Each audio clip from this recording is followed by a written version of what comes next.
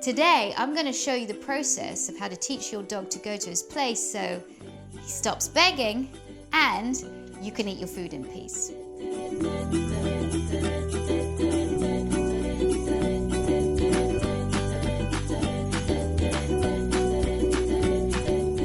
I'm going to teach Sadie how to go to her place.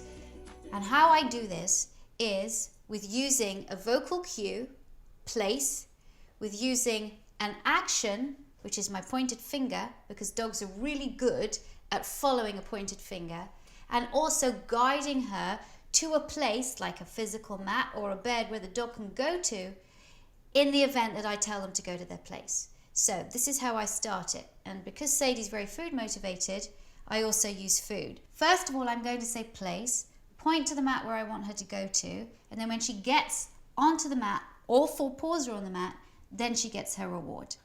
You ready? Place.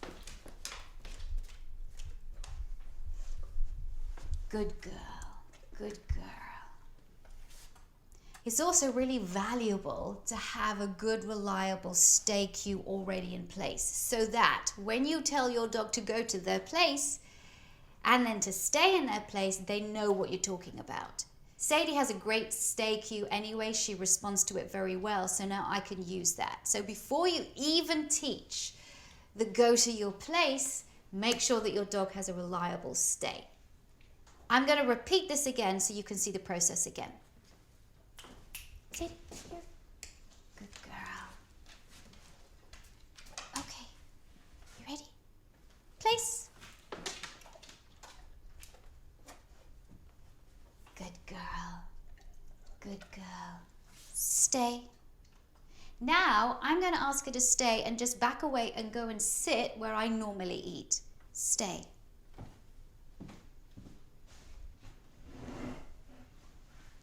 Stay. When I start this teaching process, I don't eat food right away here because it's not fair on the dog. You have to build up the process, build up your cues, build up the actions so they're really reliable before you introduce human food into the mix. Now Sadie knows what go to your place is when you're at a short distance away from the mat. I'm going to do it at a further distance. I'm going to start from where I normally eat my food, and then I'm going to guide her and help her to get to her mat from this distance. Remember, dogs might be really good at going to their place when you're close to the place you want them to go to, but when you move further away, that's confusing for them. So I'll show you what you can do. Sadie, come. Good girl. All right. Place. Now I'm going to guide her.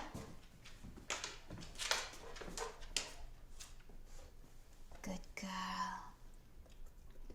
Stay.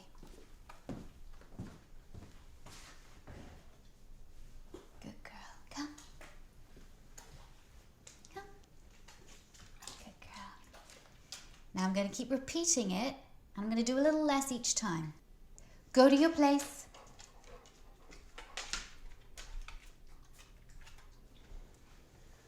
Good girl. Very good. Very good. Very nice. When your dog goes to the place, lots of praise, lots of excitement, because this is really hard for dogs to do. If your dog is having difficulty transitioning from you being close to the mat to you being further away from the mat, then throw the treat onto the mat as you say go to your place, and hopefully the dog's going to get it. Ready? Go to your place. Good girl. All right. Fun, huh? When your dog knows what go to place means, or place, or whatever word you want to use means, then you can start introducing food. And I begin with low value food. So first of all, I'm just going to be eating some chips here. Okay.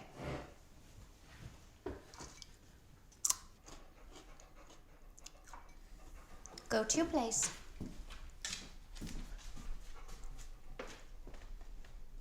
Good girl. Stay.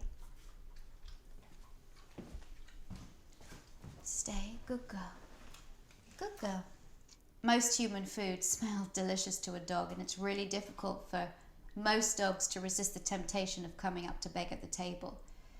But as long as your dog realizes that place is a nice place to be, and that every so often they will get rewarded, then they'll find that actually, even though this food is really tempting, being in their place is not so bad. You'll find that most dogs relax on their beds once they get to their place or their bed or wherever you want them to go. And the place or the bed that you want them to go to should never be a place that's used to put the dog as a punishment, because that area has got to be full of positive association, so it's a nice place to go. So now I'm making it really much harder for Sadie to stay on her place, because I've got chicken here, which is her favorite thing to eat ever, and as I'm cutting slices off the chicken, she is drooling on her bed. But obviously, to have a well-mannered dog, to have a dog that's going to be successful in the domestic home, they've got to resist this temptation. Sadie's doing really well on her bed. So again, every now and again, I'll go and tell her, she's a good girl, stay. And go back to resume what I'm doing, like my cooking, preparing, or eating. In order to show your dog that its place is a good place to be, intermittently you can give your dogs delicious things there. Either stuff a rubber toy full of food, or a really nice chew. Now, a lot of this training, I actually use Sadie's meal to teach her. So the meal that she would eat in the evening is actually used throughout the day to teach her to do this cue. And this is really important, because you don't want to just be feeding your dog. You don't want your dog to be putting on weight. And this way, she's actually working and earning her meal rather than just getting it in a bowl provided for her. And so, because she's been so good, and because she's been on her bed for about 15 minutes now, I'm going to give her the reward of one of her favorite things, which is a really great natural chicken chew. Good girl. Good girl. Here you go. Nice. Good girl. You stay there. Good girl. There you go. And that's how you teach your dog to stop begging positively. I'm Victoria Stilwell for eHowPets.